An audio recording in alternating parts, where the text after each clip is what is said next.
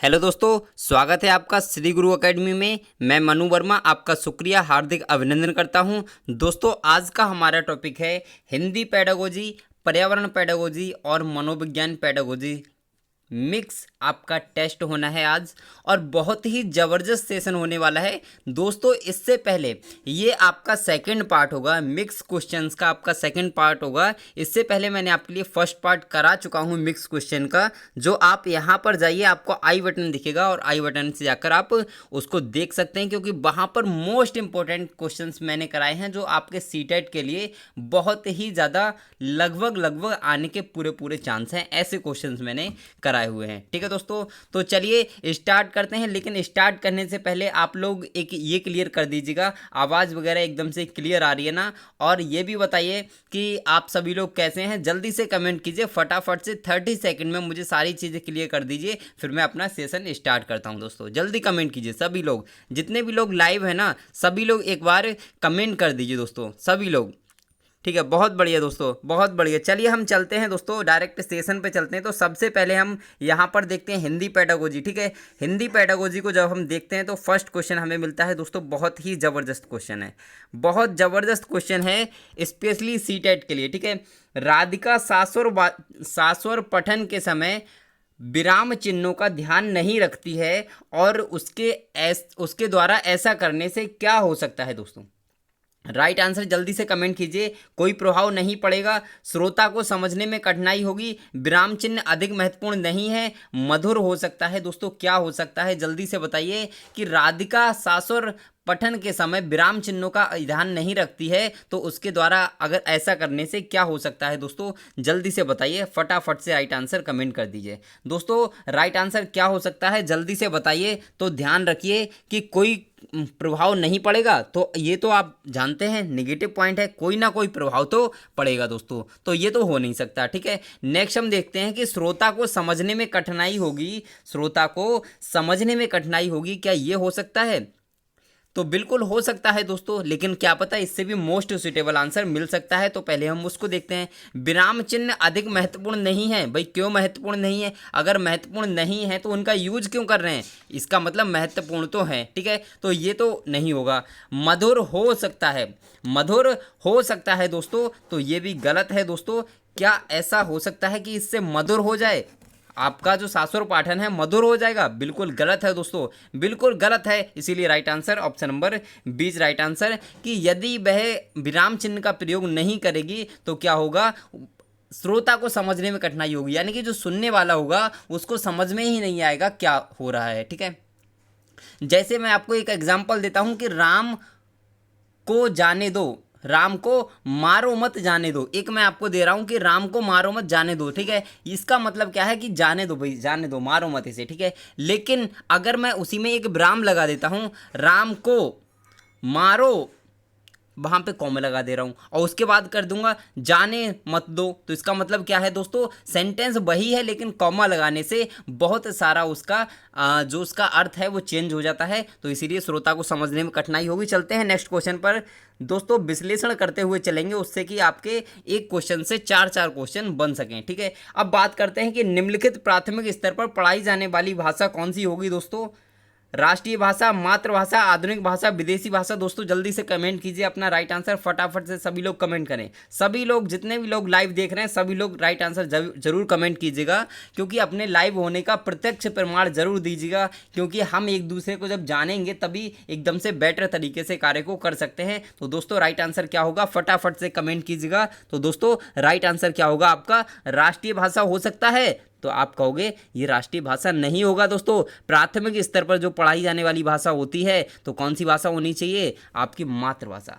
प्राथमिक स्तर पर मातृभाषा में पढ़ाना चाहिए बच्चे को, क्योंकि वो इतना जानता ही नहीं है दोस्तों, इतना उसे नहीं आता है। आधुनिक भाषा नहीं होगा, विदेशी भाषा नहीं होगा, राष्ट्रीय भाषा नहीं होगा, इसलिए मातृभाषा हो जाएगा, क्योंकि वो बचपन से जिसे बोलता है। ठीक है, और सुनता है।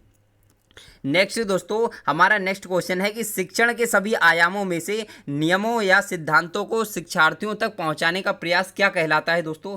तैयारी, प्रस्तुतिकरण, तुलना या सामान्यीकरण। दोस्तों बताइए फटाफट से राइट आंसर क्या हो सकता है, जल्दी से कमेंट कीजिए कि शिक्षण के सभी आयामों में से नियमों या सिद्धांतों को शिक्षार्थियों तक पहुंचाने का प्रयास क्या कहलाता है? इसको अधिकांश जो हमारे दोस्त हैं, भाई बहन हैं, वो सभी लोग गलत करेंगे, लेकिन दोस्तों ध्यान रखिए इसका राइट आंसर क्या होगा? सामान्यीकरण। ये मोस्ट इंपोर्टेंट क्वेश्चन है दोस्तों, और इसका राइट आंसर होगा सामान्यीकरण। कि शिक्षण के सभी आयामों में से नियमों या सिद्धांतों को शिक्षार्थियों तक पहुंचाने का जो प्रयास होता है वो आपका सामान्यीकरण कहलाता है। ध्यान रखिए इसके लिए, ठीक है। चलते हैं नेक्स्ट क्वेश्चन पर। और कल कुछ भाई बहन हमारे कह रहे थे कि सर एकदम से धुआं धुआं कर दीजिए, तो आप टेंशन मत लीजिए, आप आज आपका धुआं धुआं हो जाएगा, आप टेंशन मत लीजिए, ठीक है। तो यहाँ पर देखते हैं कि शिक्षक द्वारा पाठ योजना तैयार किए जाने के पीछे क्या उद्देश्य है।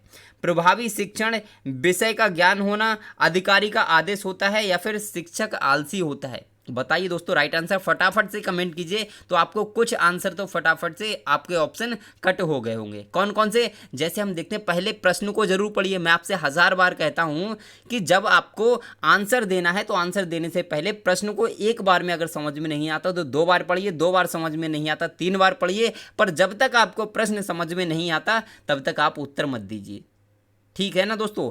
तो शिक्षक द्वारा पाठ योजना तैयार किए जाने के पीछे जो उद्देश्य होता है, शिक्षक आलसी होता है, नेगेटिव पॉइंट है। अधिकारी का आदेश होता है, क्या अधिकारी के आदेश के द्वारा किया जाता है? अधिकारी का आदेश हो तब नहीं करेगा, गलत हो जाएगा। विषय का ज्ञान गलत है। प्रभावी शिक्षण, ध्यान रखेंगे कि पाठ योजना तैयार करने से क्या होता है, एकदम से शिक्षण प्रभावी हो जाता है। नेक्स्ट दोस्तों, भाषा प्रयोग की क्षमता किसके द्वारा संभव है? पाठ्य पुस्तक के द्वारा, व्याकरण के नियमों की जानकारी के द्वारा, परीक्षाओं के द्वारा, या भाषा प्रयोग के द्वारा? दोस्तों राइट आंसर जल्दी से कमेंट कीजिए सभी भाई बहन। बहुत अच्छे दोस्तों, आप लोग कमेंट करते हो तो बहुत अच्छा लगता है, तो सभी लोग कमेंट जरूर कीजिए। राइट आंसर क्या होगा फटाफट से बता दीजिए। तो ध्यान रखिए, भाषा प्रयोग की क्षमता भाषा प्रयोग के द्वारा संभव है। भाषा प्रयोग के द्वारा ही आपका क्या होता है? भाषा प्रयोग की क्षमता, हाँ दोस्तों, भाषा प्रयोग की क्षमता भाषा प्रयोग के द्वारा ही संभव है। ये चीज़ ध्यान रखिए। इसका मीनिंग क्या है? आप थोड़ा कंफ्यूज बहुत ज़्यादा हो गए होंगे, तो ध्यान रखिए। अगर हमें भाषा का प्रयोग करना है तो उसके द्वारा क्या होता है कि हमारी जो भाषा होती है ना, उसका प्रयोग करने का जो तरीका होता है उसमें थोड़ा सा डिफरेंस आ जाता है और बेटर होने लगती है, हमारी अच्छी होने लगती है। इसीलिए इसका राइट आंसर क्या हुआ कि भाषा प्रयोग की क्षमता भाषा प्रयोग के द्वारा ही संभव है। इसको आप ध्यान रखिए, ठीक है ना दोस्तों।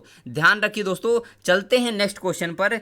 अब आप कह रहे होंगे कि ये सर कैसे कैसे हो गया? तो ये ऐसे हो गया दोस्तों, ये ऐसे हो गया क्योंकि सीटेट में ये क्वेश्चन आया हुआ क्वेश्चन है, और इसका आंसर भी इसी को माना गया है, भाषा प्रयोग, इसीलिए हम आपको बता रहे हैं, ठीक है ना दोस्तों। तो ध्यान रखेंगे, इसका आंसर भाषा प्रयोग ही होगा। चलते हैं दोस्तों नेक्स्ट क्वेश्चन पर। शिक्षा एक प्रक्रिया है, कैसी? द्वय उद्देश्य, स्व उद्देश्य शिक्षण, या बहुउद्देशीय? दोस्तों क्या है राइट आंसर? फटाफट से कमेंट कर दीजिएगा। तो राइट आंसर आप सभी लोग जानते हैं, क्या द्वय उद्देश्य है? शिक्षा के केवल 2 उद्देश्य हैं, गलत हो जाएगा। स्व उद्देश्य हो सकता है शिक्षण, बिल्कुल गलत है।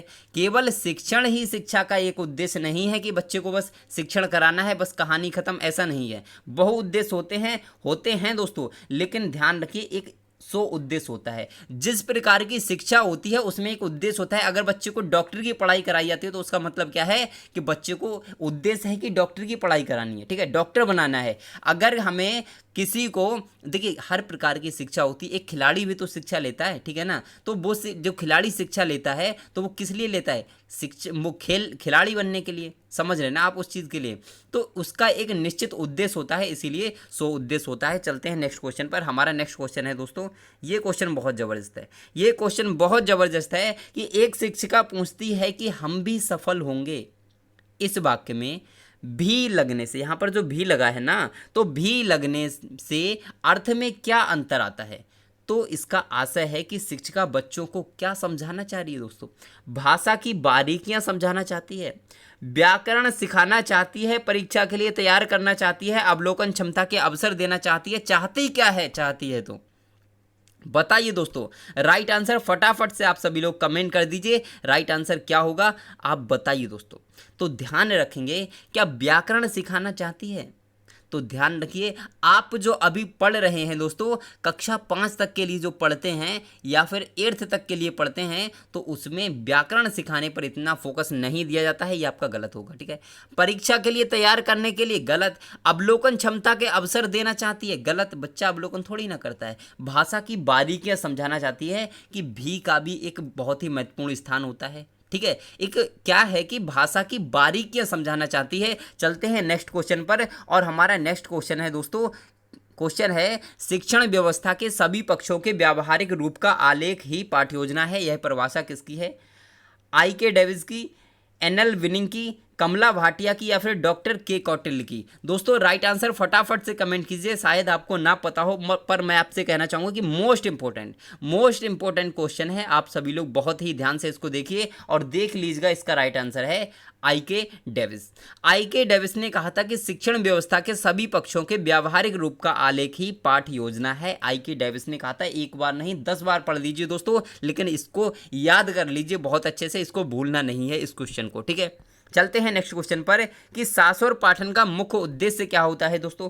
बोल बोल कर पढ़ना, द्रुत गति से पठन करना, मौन पठन करना, या फिर बच्चों की पढ़ने संबंधी झिझक को समाप्त करना? दोस्तों क्या हो सकता है राइट आंसर? फटाफट से आप सभी लोग कमेंट कर दीजिए कि अगर हमें शास्वर पाठन करना है उसका मुख्य उद्देश्य क्या है कि बोल बोल कर पढ़ना? गलत दोस्तों, कि हमें देखिए शास्वर और मौन पठन क्या होता है, तो ध्यान रखिए। शास्वर का मतलब होता है स्वर के साथ यानी कि हमारे मुंह से आवाज़ निकलनी चाहिए। जैसे मैं आपसे बोल रहा हूं तो हमारे मुंह से एक आवाज़ निकल रही है, लेकिन हम एक तरीके से पठन करते हैं जिसमें हमारे मुंह से आवाज़ नहीं निकलती है, मन ही मन में जिसे पढ़ते हैं उसे मौन पठन बोलते हैं, ठीक है। तो इसमें ध्यान रखेंगे कि बोल बोल कर पढ़ना इसका उद्देश्य नहीं होता है। क्या द्रुत गति से पाठन करना? गलत दोस्तों, एकदम से रॉन्ग आंसर है, ठीक है। और नेक्स्ट हम बात करते हैं मौन पठन करना, तो मौन से तो इसका संपर्क ही नहीं है कोई, ठीक है। और नेक्स्ट है कि आपका बच्चों की पढ़ने संबंधी झिझक को समाप्त करना, बिल्कुल सही है। कुछ बच्चे ऐसे होते हैं जो पढ़ने में झिझकते हैं, तो हम उनसे क्या करते हैं, बेटा इसको पढ़ो, तो उस बच्चे से पढ़वाते हैं और उसकी झिझक को समाप्त करने की कोशिश करते हैं, ठीक है। चलते हैं नेक्स्ट क्वेश्चन पर, और हमारा आज का हिंदी का जो नेक्स्ट क्वेश्चन है, हिंदी पेडागोजी का लास्ट क्वेश्चन है, ठीक है। औपचारिक शिक्षण में छात्रों को, खाली जगह है ये, को जानते हैं, कठिनाइयों को जानते हैं, दृश्य इंद्रियों को जानते हैं, ज्ञानेंद्रियों को जानते हैं, या फिर इनमें से किसी को नहीं जानते? दोस्तों आप सभी लोग इसका राइट आंसर जान गए होंगे, और बहुत बढ़िया दोस्तों, राइट आंसर देख के एकदम से मन को प्रसन्न हो गया, मन बहुत प्रसन्न हो गया आपका राइट आंसर देख के, ठीक है। तो option number first is right answer, औपचारिक शिक्षण में छात्रों की कठिनाइयों को जानते हैं, ठीक है, ध्यान रखेंगे, कठिनाइयों को जानते हैं। दोस्तों चलते हैं हमारे नेक्स्ट टॉपिक, हमारा नेक्स्ट टॉपिक है पर्यावरण पेडागोजी। लेकिन इससे पहले दोस्तों, जब हमारा एक सेक्शन खत्म हो गया, तो अगर आपको वीडियो अच्छी लग रही हो तो यार लाइक नहीं कर सकते क्या? अरे लाइक तो बनता है ना दोस्तों, लाइक कर दीजिए, एक बहुत अच्छा रहेगा।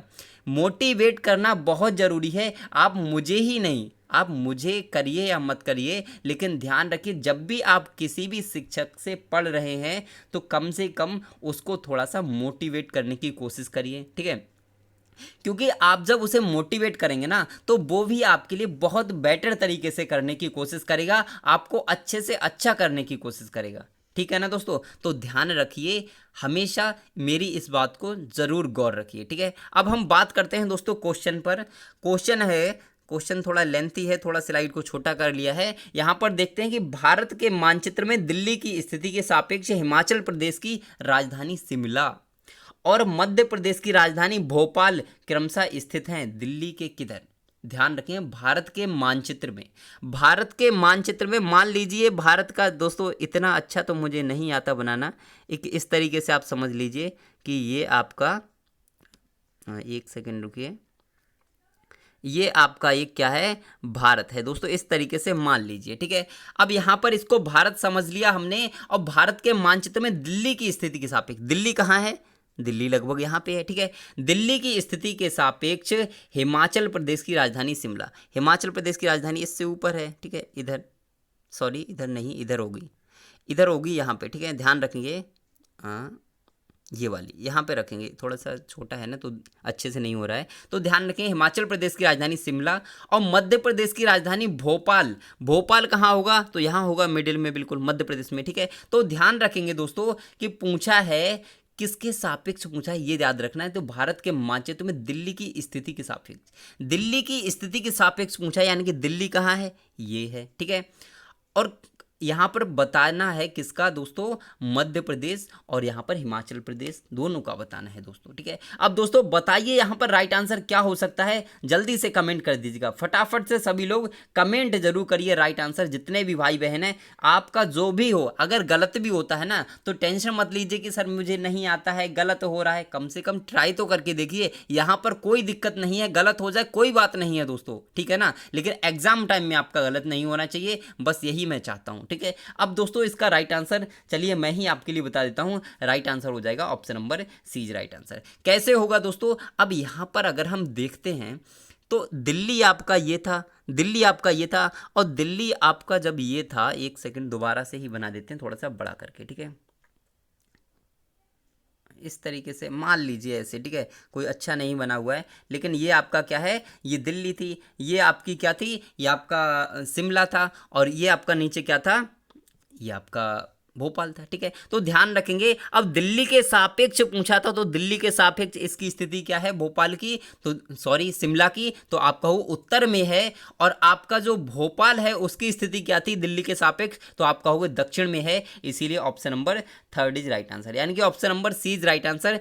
आप मैप को बहुत अच्छे से पढ़ लीजिए, यदि आपको कोई भी दिक्कत हो, मैप नहीं समझ में आता हो, तो आप अभी आप कमेंट कर दीजिएगा, मैं आपको मैप पर एक वीडियो लेकर आता हूं, जिसमें आपको सिंपल तरीके से 5 मिनट में पूरा मैप क्लियर करा दूंगा, एक एक पॉइंट दोस्तों, ठीक है, एक एक पॉइंट क्लियर करा दूंगा, ठीक है। और एक चीज़ और ध्यान रखिए, मैप की जब भी बात करते हैं तो आपका जो राइट हैंड होता है, तो राइट हैंड साइड में हमेशा पूर्व होता है, ठीक है, और आपका लेफ्ट हैंड साइड में पश्चिम होता है, और आपका जो ऊपर होता है वो आपका उत्तर होता है, और नीचे हमेशा दक्षिण माना जाता है, इसको आप ध्यान रखिए। चलते हैं दोस्तों नेक्स्ट क्वेश्चन पर, हमारा नेक्स्ट क्वेश्चन है ईवीएस।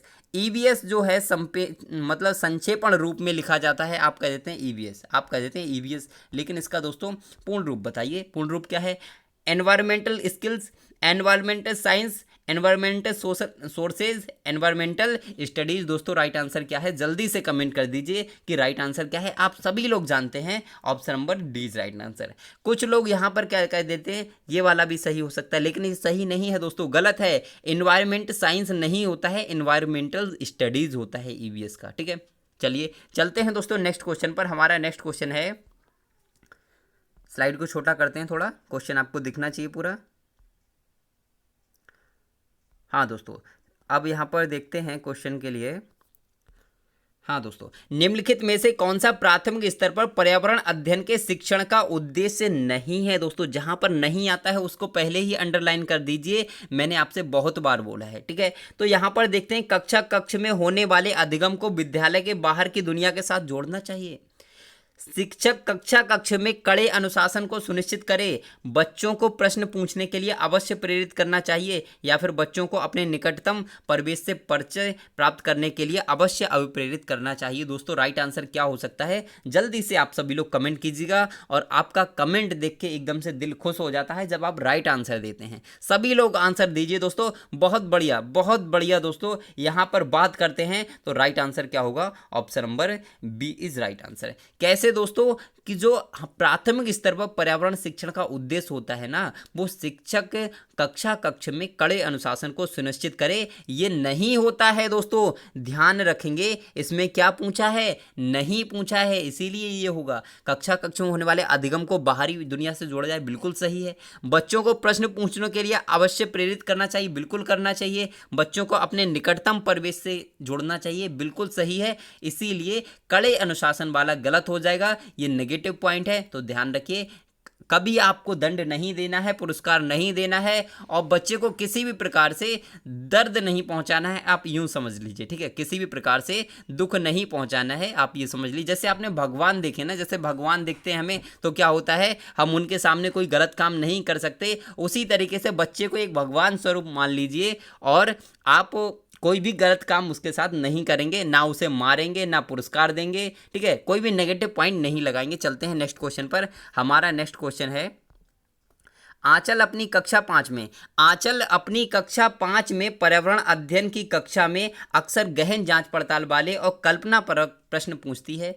उसके द्वारा इस प्रकार के प्रश्न करने का उद्देश्य क्या सुधार करना है दोस्तों, अवलोकन कौशल में सुधार करना, संवेगात्मक कौशल में सुधार करना, चिंतन कौशल में सुधार करना, या फिर बोलने संबंधी कौशल में सुधार करना। दोस्तों राइट आंसर क्या हो सकता है, जल्दी से बताइए। तो ध्यान रखिए कि कक्षा 5 की बात हो रही है, ठीक है। और पर्यावरण अध्ययन में क्या करती है, गहन प्रश्न पूछती है जिससे बच्चा सोचे, खोजे चीज़ों को। तो ऐसे प्रश्न क्या करते हैं, चिंतन कौशल का विकास करते हैं, चिंतन कौशल का विकास करते हैं। अवलोकन नहीं कर रहे हैं, बोलने संबंधी कौशल नहीं है, संवेगात्मक कौशल नहीं है। Option number C is right answer. चलते हैं नेक्स्ट क्वेश्चन पर। हमारा नेक्स्ट क्वेश्चन है, फूलों की घाटी कहाँ स्थित है। ये क्वेश्चन किसी का गलत होना ही नहीं चाहिए। आप सभी लोग जानते हैं क्या होगा, जम्मू कश्मीर होगा। दोस्तों गलत हो जाएगा, ध्यान रखिए, गलत हो जाएगा एकदम से, आप जल्दबाजी भी नहीं लगाना है। Option number second is right answer, यानी कि उत्तराखंड को फूलों की घाटी कहा जाता है। और केरल में क्या है, तो केरल में आपका शांत घाटी केरल में है। ध्यान रखेंगे दोस्तों,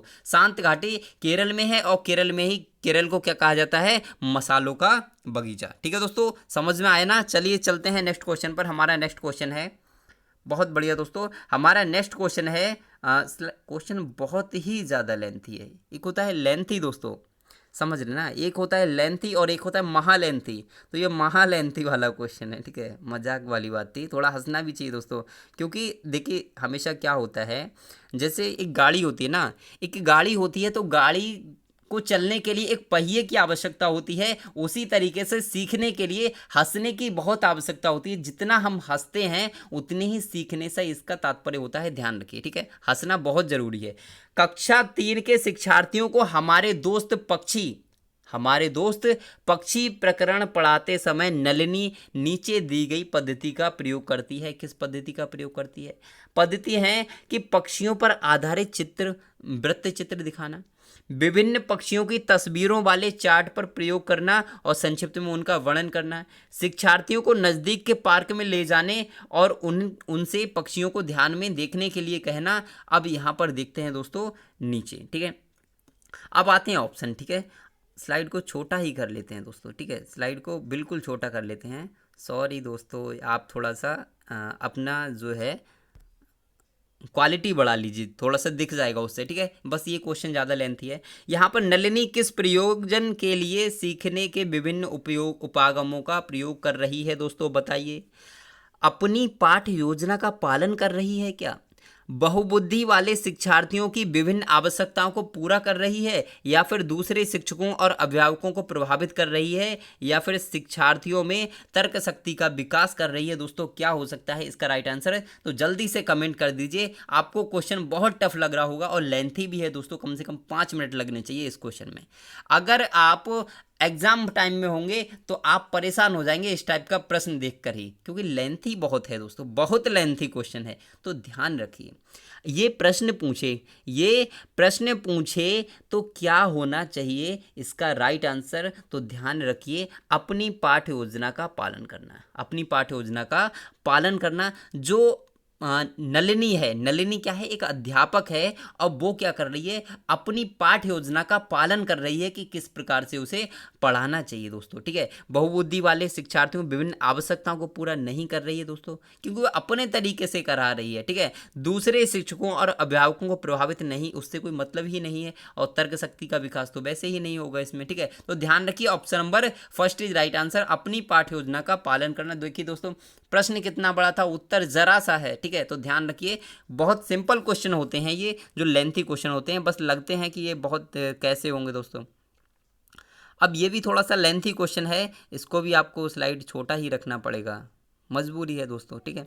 अब दोस्तों यहाँ पर देखते हैं प्रश्न, खेल जो हम खेलते हैं प्रकरण के शिक्षण में शिक्षार्थियों की नवीन अधिकतम भागीदारी के लिए निम्नलिखित में से कौन सी शिक्षण युक्ति अधिक प्रभावी होगी दोस्तों, ये आपको बताना है। ऑप्शन फर्स्ट दोस्तों, अपना राइट आंसर जल्दी से कमेंट कीजिएगा, ठीक है। ऑप्शन फर्स्ट है शिक्षार्थियों को खेल के मैदान में ले जाना और उन्हें अलग अलग दिनों में अलग अलग खेल खिलाना, भागीदारी सिखाना है। क्या करना है, भागीदारी सिखाना है दोस्तों, ध्यान रखिए, ठीक है। अब दोस्तों नेक्स्ट है विभिन्न खेलों के खेल का कार्ड बनाना और उन्हें शिक्षार्थियों को दिखाना। ऑप्शन नंबर सी, शिक्षार्थियों को भीतर और बाहर खेले जाने वाले विभिन्न खेलों के नाम याद करने के लिए कहना, या फिर शिक्षार्थियों को टेलीविजन पर खेल संबंधी कार्यक्रम देखने और उस पर आधारित सामान्य परियोजना कार्य बनाने के लिए कहना। दोस्तों एक बार मैंने आपसे कहा है और दोबारा फिर आज इस वीडियो में कह रहा हूं कि जब तक आपको प्रश्न समझ में नहीं आता तब तक प्रश्न को पढ़िए। एक बार समझ में नहीं आता 2 बार पढ़िए, 2 बार समझ में नहीं आता 3 बार पढ़िए, लेकिन जब तक समझ में नहीं आता तब तक राइट आंसर मत लगाइए, ठीक है ना। तो राइट आंसर एक बार पढ़ लीजिए इसका क्वेश्चन, ठीक है। खेल जो हम खेलते हैं प्रकरण के शिक्षण में शिक्षार्थियों की अधिकतम भागीदारी के लिए निम्नलिखित में से कौन सी शिक्षण युक्ति सबसे अधिक प्रभावी होगी। तो आप बताएंगे कि कौन सी प्रभावी होगी। तो पहला अगर हम देखते हैं कि पहला जो है अलग अलग दिनों में अलग अलग खेल खिलाना, इससे क्या हो सकता है? नहीं, बिल्कुल गलत है। विभिन्न खेलों के कार्ड बनाना, अरे भाई बिल्कुल ही गलत है, रिजेक्ट एकदम से, ठीक है। इसमें क्या है कि शिक्षार्थियों को भीतर और बाहर खेले जाने वाले विभिन्न खेलों के नाम याद करने के लिए कहना, क्या ये हो सकता है? तो आप कहोगे बिल्कुल गलत है। और नेक्स्ट हम देखते हैं शिक्षार्थियों को टेलीविज़न पर खेल संबंधी कार्यक्रम को देखने और उस पर आधारित सामान्य परियोजना कार्य बनाने के लिए कहना। अब दोस्तों इसमें क्या है, ये इसमें बड़ी कन्फ्यूज़न है। अब राइट आंसर कौन सा होगा? मुझे लगता है इस क्वेश्चन में थोड़ा सा कोई ना कोई प्रॉब्लम है, क्योंकि इसमें तो सभी गलत हैं। इसमें तो सभी आपके गलत ही हैं, ठीक है। आपके सभी क्वेश्चन गलत ही हैं, लेकिन आपका जो मोस्ट सुइटेबल है, तो दोस्तों मोस्ट सुइटेबल आंसर आपका इसमें ये वाला हो सकता है, ठीक है। तो ध्यान रखेंगे, शिक्षार्थियों को खेल के मैदान में ले जाना और उन्हें अलग अलग दिनों में अलग अलग खेल खिलाना, ये आपका राइट आंसर हो जाएगा। क्योंकि बाकी सभी तो बिल्कुल ही नेगेटिव हैं, लेकिन इसमें कहीं ना कहीं सत्य की परिभाषा है दोस्तों। तो ध्यान रखेंगे, ऑप्शन नंबर फर्स्ट ही राइट आंसर। चलते हैं नेक्स्ट क्वेश्चन पर। हमारा नेक्स्ट क्वेश्चन है दोस्तों, दोस्तों ये लेंथी क्वेश्चन मैंने इसलिए लिए हुए हैं कि आपने देखा होगा कि सीटेट में आपके इसी प्रकार के सेम बिल्कुल कॉपी इसी प्रकार के प्रश्न आते हैं, ठीक है।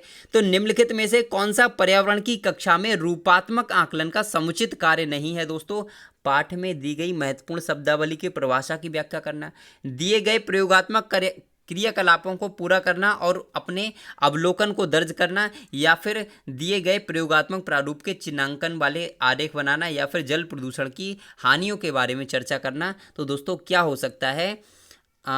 रूपात्मक आकलन का कार्य नहीं है दोस्तों। ये आप जहाँ पर भी नहीं आएगा ना, वहाँ पर नहीं को पहले ही अंडरलाइन कर लीजिए, ये आपसे हम्बल रिक्वेस्ट है दोस्तों, ठीक है। राइट आंसर जल्दी से कमेंट कीजिए दोस्तों, क्या हो सकता है? तो शब्दावली की व्याख्या करना, क्या इसका हो सकता है? तो ध्यान रखिए बिल्कुल सही है दोस्तों कि कक्षा में रूपात्मक आकलन का समुचित कार्य ये हो सकता है। तो आपका हो सकता है, क्या हो सकता है? जल्दी से बताइए दोस्तों, क्या हो सकता है? तो आप कहोगे बिल्कुल हो सकता है, बिल्कुल हो सकता है। बताइए दोस्तों, जल्दी बताइए। नहीं होगा दोस्तों। दिए गए प्रयोगात्मक क्रियाकलापों को पूरा करना और अवलोकन दर्ज करना, तो इससे हो सकता है। तो आप कहोगे क्या ये हो सकता है? बताइए जल्दी से बताइए दोस्तों, ठीक है। हाँ दोस्तों जल्दी बताइए।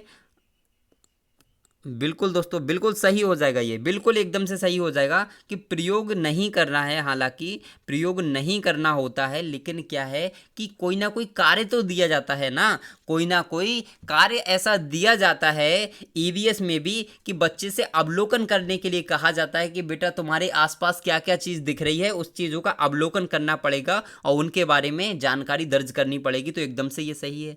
दिए गए प्रयोगात्मक प्रारूप के चिन्हांकन वाले आरेख बनाना, बिल्कुल सही है। मैंने अभी आपको बताया कि आसपास की चीज़ें जो हैं उनके बारे में जानकारी इकट्ठी करना, प्रारूप बनाना, इसको करना पड़ेगा। और जल प्रदूषण के हानि के बारे में चर्चा भी कर सकते हैं, लेकिन पाठ में दी गई महत्वपूर्ण शब्दावली की परिभाषा करना, केवल यही आपका जो है समुचित आकलन का कार्य नहीं है। और दोस्तों यही आपका राइट आंसर हो जाएगा, क्योंकि नहीं पूछा है।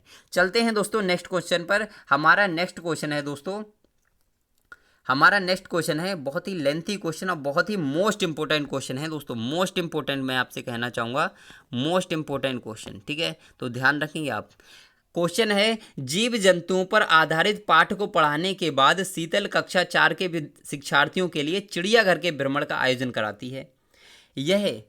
यहाँ पे खाली जगह है, में शिक्षार्थियों की मदद करेगा। किसमें शिक्षार्थियों की मदद करेगा? जीव जंतु संरक्षण के कौशलों के विकास में, दैनिक समय सारणी की चर्चा में बदलाव लाने के लिए, या फिर कक्षा कक्षीय अधिगम को वास्तविक जीवन की परिस्थितियों के साथ जोड़ने के लिए, या फिर जीव जंतुओं को पालतू कैसे बनाया जाए इसके प्रति संवेदनशीलता विकसित करने के लिए। दोस्तों राइट आंसर फटाफट से आप सभी लोग कमेंट कीजिए, करिए दोस्तों, जल्दी से कमेंट कीजिएगा, फटाफट कमेंट कीजिएगा दोस्तों। राइट आंसर क्या हो सकता है? क्या हो सकता है दोस्तों राइट आंसर? जल्दी बताइए, जल्दी बताइए दोस्तों, ठीक है। हाँ बिल्कुल बिल्कुल दोस्तों, एकदम से करेक्ट आंसर आ रहा है आपका, लेकिन ध्यान रखिए कुछ लोगों का गलत भी आ रहा है। तो राइट आंसर क्या होगा? क्या जीव जंतु संरक्षण के कौशलों के बारे में विकास, केवल इससे काम नहीं चलने वाला है, दैनिक समय सारणी से इसका कोई तात्पर्य ही नहीं है। और option number C is right answer है, क्योंकि कक्षा कक्ष ये अधिगम को वास्तविक जीवन से जोड़ना है, यही उसका उद्देश्य था कि उसने पढ़ाया। उसके बाद क्या किया? उसको चिड़ियाघर भ्रमण पे लेके गई, जिससे कि क्या हुआ कि उसे बच्चों को जानकारी प्रदान हुई बहुत अच्छे तरीके से, क्योंकि उन्होंने लाइव उसके लिए देखा। ठीक है, अब चलते हैं दोस्तों नेक्स्ट क्वेश्चन पर, और हमारा ईवीएस का आज का लास्ट क्वेश्चन है, और उसके बाद हम आते हैं दोस्तों सीडीपी पर। ठीक है, सीडीपी पर आते हैं दोस्तों। अब यहाँ पर क्वेश्चन को देख लेते हैं, थोड़ा सा लेंथी क्वेश्चन है, पहले क्वेश्चन को देखते हैं, उसके बाद ऑप्शन देख लेंगे। ठीक है, यहाँ पर देखते हैं कि शालिनी कक्षा 5 के विद्यार्थियों को पोषण पर आधारित प्रकरण से परिचित कराना चाहती है। उन्हें क्या करना चाहिए? श्याम पट पर पाचन तंत्र का आरेख बनाना चाहिए, पोषक तत्वों से भरपूर विभिन्न प्रकार के भोजन के उदाहरण देने चाहिए, पोषण के बारे में बताइए, या फिर आपका विभिन्न प्रकार के भोजन को प्रदर्शित करने वाले चार्ट का प्रयोग करना चाहिए, या फिर शिक्षार्थियों से कहना चाहिए कि वे अपने अपने टिफिन बॉक्स खोलें, उनके तत्वों का अवलोकन करें और उनके बारे में व्याख्या करें। दोस्तों क्या हो सकता है राइट आंसर? देख लीजिए दोस्तों, स्लाइड को थोड़ा छोटा कर देते हैं, अब यहाँ पर देख सकते हो एक ही बार में इस प्रश्न के लिए। बताइए दोस्तों राइट आंसर क्या हो सकता है? तो यहाँ पर क्या है, शालिनी कक्षा 5 के शिक्षार्थियों को पोषण पर आधारित प्रकरण से परिचित कराना चाहती है। तो ध्यान रखिए इसका राइट आंसर क्या हो सकता है, बताइए दोस्तों राइट आंसर क्या हो सकता है? तो श्याम पट पर आधारित पाचन तंत्र का, अब पाचन तंत्र का अगर आरेख बना दे तो उससे पोषण के बारे में क्या पता चलेगा? बिल्कुल गलत हो जाएगा। पोषक तत्वों से भरपूर विभिन्न प्रकार के भोजन के उदाहरण देने चाहिए, क्या ये हो सकता है? तो क्या ये हो सकता है? या फिर विभिन्न प्रकार के भोजन को प्रदर्शित करने वाले चार्ट का प्रयोग करना चाहिए, क्या ये हो सकता है? अब दोस्तों इसमें क्या है कि ये वाला तो आपका नेगेटिव हो जाएगा। नेगेटिव क्यों कट जाएगा? ये इसलिए कटेगा दोस्तों कि टिफिन बॉक्स खोलेंगे बच्चे, लेकिन उसमें तत्वों का अवलोकन कैसे कर लेंगे? इसमें प्रोटीन कितना है, इसमें कार्बोहाइड्रेट कितना है, कैसे बताएंगे दोस्तों? नहीं बता सकते ना, नहीं बता सकते। अब आपके दो ऑप्शन बचे, इसमें से कौन सा राइट हो सकता है? तो ध्यान रखिए विभिन्न प्रकार के भोजन को प्रदर्शित करने वाले चार्ट का प्रयोग करने से कुछ नहीं होगा, यही वाला आपका राइट आंसर होगा। सॉरी, यही वाला आपका राइट आंसर होगा, ये नहीं होगा। आपका option number C is right answer. चलते हैं दोस्तों नेक्स्ट क्वेश्चन पर, और हमारा अब शुरू होता है मनोविज्ञान पेडागोजी। और दोस्तों अगर आपको वीडियो अच्छी लग रही हो, ऐसा लग रहा हो कि सर आप कल जो कह रहे थे, कुछ बच्चे यहाँ पर कह रहे थे हमारे भाई बहन कि सर धुआं धुआं कर दीजिए, अगर आपको आज लग रहा हो कि धुआं धुआं कर दिया सर ने, तो वाकई में आज कमेंट कर दीजिएगा, कमेंट और लाइक कर दीजिएगा, और अपने भाई बहनों को शेयर जरूर कर दीजिएगा, लेकिन देखने के बाद। अभी लाइव सेशन में कहीं मत जाइए, पहले खुद देखिए, उसके बाद में जब आप फ्री हो जाओ तो करिए ये सारी काम। ठीक है, तो यहाँ पर बात करते हैं भूख और प्यास। भूख और प्यास क्या है? व्यक्तिगत प्रेरक है, जन्मजात प्रेरक है, सामाजिक प्रेरक है, या फिर अर्जित प्रेरक है? दोस्तों राइट आंसर क्या हो सकता है? तो जल्दी से आप सभी लोग बताइए कि राइट आंसर क्या होगा। तो ध्यान रखिए भूख और प्यास क्या है? क्या व्यक्तिगत प्रेरक हैं? हर व्यक्ति में अलग अलग पाया जाता है? गलत, हर किसी को भूख होती है, हर किसी को प्यास होती है, अलग अलग नहीं होता है दोस्तों। ठीक है, तो ध्यान रखें जन्मजात प्रेरक है, हर बच्चा, हर इंसान जब से पैदा होता है उसको भूख और प्यास लगती है दोस्तों, तो ध्यान रखिए जन्मजात प्रेरक हैं। चलते हैं नेक्स्ट क्वेश्चन पर। कक्ष में शिक्षक व विद्यार्थियों के मध्य संप्रेषण होना चाहिए। दोस्तों किस प्रकार का संप्रेषण होना चाहिए? पाठ्य पुस्तक के द्वारा, विद्यार्थी केंद्रित होना चाहिए, शिक्षक केंद्रित होना चाहिए, या फिर उद्देश्य केंद्रित होना चाहिए? दोस्तों जल्दी से बताइए राइट आंसर क्या होगा। बहुत बढ़िया दोस्तों, एकदम से मजा आ गया, मजा आ गया दोस्तों। तो राइट आंसर क्या होगा कि ध्यान रखिए कक्ष में शिक्षक व विद्यार्थी के मध्य में जो संप्रेषण होना चाहिए, अब देखिए दोस्तों, यहाँ पर बहुत से लोग जो है, बहुत से हमारे भाई बहन आंसर दे रहे हैं विद्यार्थी केंद्रित, लेकिन ये एकदम से गलत होगा दोस्तों। मैं आपको बता दूं गलत होगा, क्योंकि शिक्षक और विद्यार्थी तो दोनों ही आ गए दोस्तों इसमें। तो क्या होना चाहिए, उद्देश्य केंद्रित होना चाहिए। शिक्षक और विद्यार्थी दोनों का एक उद्देश्य होना चाहिए कि हमें क्या करना है, बच्चे को आगे बढ़ाना है। ठीक है ना दोस्तों। चलते हैं नेक्स्ट क्वेश्चन पर, और हमारा नेक्स्ट क्वेश्चन है दोस्तों, स्लाइड छोटा करते हैं। यदि कोई बच्चा विद्यालय में हमेशा देर से पहुंचता है तो आप उसका क्या करेंगे? उसे डांटेंगे ताकि वह यह गलती दोबारा ना करे, प्रधानाचार्य को बताएंगे, उसके माता पिता से संपर्क करेंगे, या फिर बच्चे से बातचीत करके कारण जानने का प्रयास करेंगे? राइट आंसर फटाफट से आप सभी लोग कमेंट कर दीजिएगा दोस्तों। सभी लोग कमेंट कर दीजिएगा राइट आंसर क्या होगा। तो ध्यान रखिए, उसे डांटेंगे ताकि वह गलती दोबारा ना करे। गलत दोस्तों, नेगेटिव पॉइंट है। नेगेटिव पॉइंट तो बिल्कुल लगाना ही नहीं है।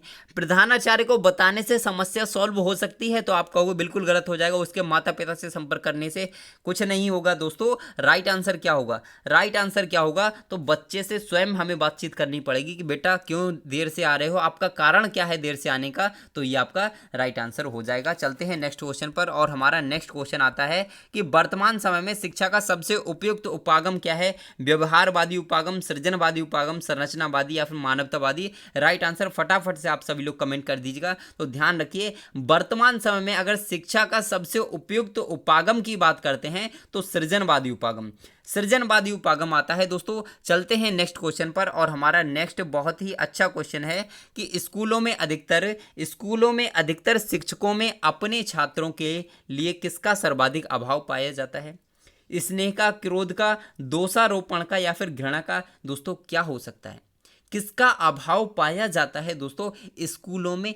प्रेजेंट टाइम में पूछा है दोस्तों। ठीक है, तो बताइए इसका राइट आंसर क्या हो सकता है। तो यहाँ पर स्नेह होता है, बिल्कुल होता है। स्नेह करते हैं दोस्तों सभी जो अध्यापक होते हैं, सभी स्नेह करते हैं अपने छात्रों से। ठीक है, कभी कभी क्रोध भी करते हैं दोस्तों, कभी ना कभी क्रोध भी करते हैं। ध्यान रखिए, दोषारोपण भी हो जाता है। कभी हमें लगता है कि बच्चे में ये दोष है, लेकिन कभी हम घृणा नहीं करते बच्चे से घृणा नहीं करनी चाहिए दोस्तों। इसीलिए right answer option number D is right answer. Option number D is right answer दोस्तों, एकदम से करेक्ट राइट आंसर है। बहुत बढ़िया दोस्तों, एकदम से धुआं, मजा आ गया दोस्तों, मजा आ गया एकदम से, बहुत बढ़िया। चलते हैं नेक्स्ट क्वेश्चन पर। परीक्षा में विद्यार्थियों से किस प्रकार के प्रश्न पूछने चाहिए? स्मृति एवं समझ पर आधारित, वस्तुनिष्ठ एवं विषयगत, समझ व अनुप्रयोग पर आधारित, या फिर केवल वस्तुनिष्ठ? दोस्तों राइट आंसर फटाफट आप सभी लोग कमेंट कर दीजिएगा। तो राइट आंसर आपका क्या हो सकता है दोस्तों? राइट आंसर होगा आपका क्या स्मृति एवं समझ पर आधारित होने चाहिए परीक्षा में पूछने वाले। ध्यान रखिए, परीक्षा में पूछने वाले प्रश्न की बात की जा रही है, तो ध्यान रखिए समझ और अनुप्रयोग पर आधारित। इस प्रश्न को मोस्ट इंपॉर्टेंट लगा लीजिए, सीटेट 2020 के लिए मोस्ट इंपॉर्टेंट लगा लीजिए दोस्तों। ये बहुत ही अच्छा प्रश्न है कि परीक्षा में विद्यार्थियों से समझ और अनुप्रयोग पर आधारित प्रश्न पूछना चाहिए, इसको ध्यान रखिए। ठीक है, चलते हैं दोस्तों नेक्स्ट क्वेश्चन पर। एक कक्षा में बहुभाषी विद्यार्थी हैं, यह स्थिति उत्पन्न करती है। बहुभाषी का मतलब होता है बहुत सारी भाषाएं बोलने वाले। यह किस प्रकार की स्थिति उत्पन्न करेगा?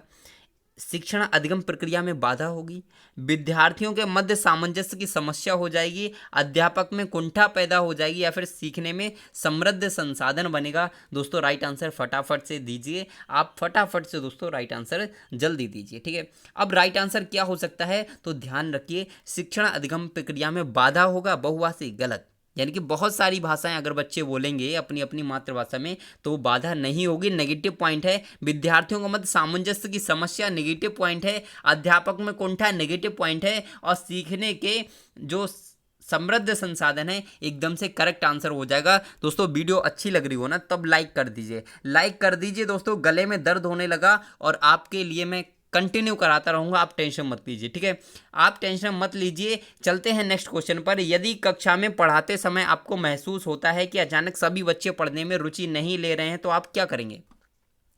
कोई ध्यान नहीं देंगे और पढ़ाना जारी रखेंगे दोस्तों, या फिर पढ़ाना बंद कर देंगे, बच्चों को ध्यान देने के लिए कहेंगे, या फिर कारण जानने की कोशिश करेंगे? राइट आंसर आप सभी लोग कमेंट कर दीजिएगा दोस्तों, कमेंट कीजिएगा अपना राइट आंसर। ठीक है दोस्तों, तो यहाँ पर बताइए कोई ध्यान नहीं देंगे और पढ़ाना जारी रखेंगे, तो आप कहोगे ये तो गलत हो जाएगा, नेगेटिव पॉइंट है दोस्तों। क्योंकि जब, अच्छा ये बताइए, जब रुचि ही नहीं ले रहे हैं, क्योंकि जब इंटरेस्ट नहीं होगा बच्चे में तो सीख नहीं पाएगा, तो इसका बहुत ध्यान रखना है। काट देंगे, ठीक है, ये वाला कट कर देंगे। पढ़ाना बंद कर देंगे, अरे भाई पढ़ाना ही तो आपका काम है, पढ़ाना ही आपका काम है और पढ़ाना ही बंद कर देंगे तो कैसे काम चलेगा दोस्तों? बच्चों को ध्यान देने को कहेंगे। अब बताइए, बच्चों से पूछेंगे कि बेटा क्यों ध्यान नहीं दे रहे हो, ऐसा होगा? गलत, राइट आंसर नहीं होगा। Option number D is right answer है कि बच्चे का कारण जानने की स्वयं कोशिश करेंगे। ये नहीं है कि बच्चे से पूछेंगे बेटा तू क्यों नहीं पढ़ रहा है, ऐसा होगा नहीं। हम खुद अपनी इंटेलिजेंसी का यूज करके कारण जानने की कोशिश करेंगे दोस्तों। ठीक है, चलते हैं नेक्स्ट क्वेश्चन पर। हमारा नेक्स्ट क्वेश्चन है दोस्तों, स्लाइड को थोड़ा छोटा करते हैं। उच्च प्राथमिक स्तर पर शिक्षक को क्रियाकलाप शोध का ज्ञान होना चाहिए। क्यों होना चाहिए? क्योंकि वे इसके माध्यम से बच्चों की समस्या की पहचान कर सुधार करने का कौशल विकसित कर पाएंगे, अपना स्वयं का विकास कर पाएंगे, बच्चों को प्रभावी ढंग से पढ़ा पाएंगे, या फिर शोध करने का सही कौशल विकसित कर पाएंगे। दोस्तों राइट आंसर आप सभी लोग कमेंट कीजिएगा क्या हो सकता है। तो उच्च प्राथमिक स्तर पर शिक्षक को क्रियात्मक शोध का ज्ञान होना चाहिए, क्योंकि वे इसके माध्यम से बच्चों की समस्याओं की पहचान कर सुधार करने का कौशल विकसित करेंगे। क्या ये हो सकता है?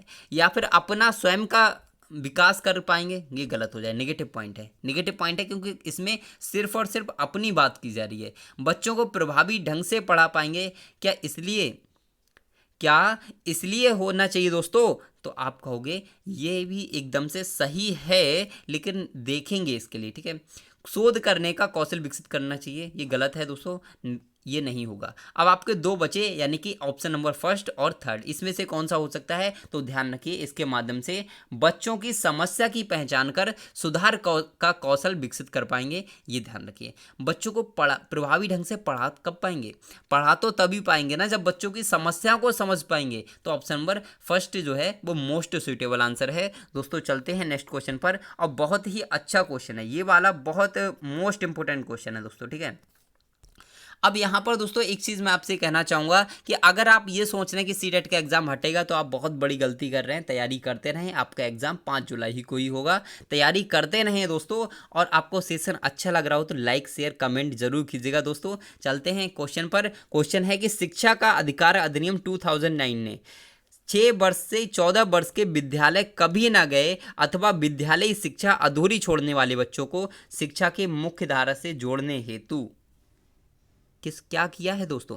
अब एक चीज़ ध्यान रखिए, मैं आपसे कहना चाहूँगा कि आपका पूरा पेडागोजी, चाहे वो आपका ईवीएस पेडागोजी हो, चाहे हिंदी पेडागोजी हो, चाहे आपका मनोविज्ञान पेडागोजी हो, ये टोटल पेडागोजी किसके इर्द गिर्द घूमती है? तो आप ध्यान रखिए, एनसीएफ और आरटीई, और दोनों बहुत ही मोस्ट इंपॉर्टेंट टॉपिक हैं। और यदि आपने अभी उनको नहीं पढ़ा है अभी तक तो ज़रूर पढ़िए दोस्तों। और आपको मस्त तरीके से यदि पढ़ना है तो इधर जाइए, आई बटन आपको दिखेगा बिल्कुल जस्ट यहाँ पर आपको आई बटन दिखेगा, और आई बटन पे आपको दोनों वीडियो मिल जाएंगी, आप वहाँ से उनको देख सकते हैं। बहुत ही मज़ेदार तरीके से मैंने पढ़ाया हुआ है कि आप लाइफ में कभी भूल ही नहीं सकते दोस्तों। ठीक है, तो क्वेश्चन है कि शिक्षा का अधिकार अधिनियम 2009 ने 6 वर्ष से 14 वर्ष के विद्यालय कभी ना गए अथवा विद्यालयी शिक्षा अधूरी छोड़ने वाले बच्चों को शिक्षा के मुख्य धारा से जोड़ने हेतु क्या किया है? तो विशेष पाठ्यक्रम लागू करने पर जोर दिया है, विशेष प्रशिक्षण लागू करने पर जोर दिया है, या फिर अलग से विद्यालय खोलने की बात कही है, या फिर अलग से शिक्षक नियुक्त करने की बात कही है। दोस्तों राइट आंसर क्या हो सकता है, जल्दी से बताइए।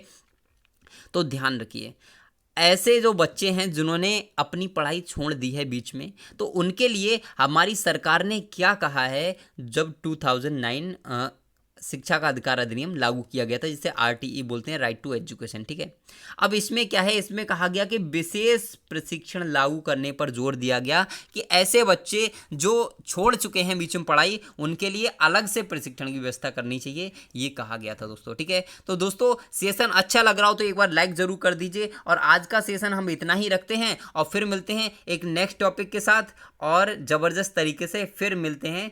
और आप हमारे साथ बने रहिए, और आपकी मैराथन क्लासेस बहुत ही अच्छे तरीके से, ज़बरदस्त तरीके से चलती रहेंगी। आप बस कंसंट्रेट के साथ वीडियो को देखते रहिए। कोई भी दिक्कत हो तो कमेंट करिए। आपको जितनी मेहनत हमसे करवानी है आप हमसे करवा सकते हैं। यदि आप चाहें कि हम दिन रात मेहनत करें तो हम आपके लिए दिन रात मेहनत करने के लिए तैयार हैं, लेकिन बस एक ही शर्त है कि आप भी हमारे साथ मेहनत कीजिएगा, क्योंकि हमें चाहिए आपका 105 प्लस स्कोर चाहिए, हमें आपका 105 प्लस स्कोर चाहिए, और उसके लिए आप जो चाहें हमसे करवा सकते हैं, लेकिन आपको भी मेहनत करनी होगी दोस्तों। ठीक है, तो दोस्तों बस लास्ट में आपसे यही बात कहना चाहूँगा कि आप तैयारी जरूर करते रहें दोस्तों। ठीक है, ढील मत डालिए, और बस खुश रहिए, मस्त रहिए, मुस्कुराते रहिए, और दोस्तों तैयारी करते रहिए। ठीक है, तो बाय बाय दोस्तों, फिर मिलते हैं।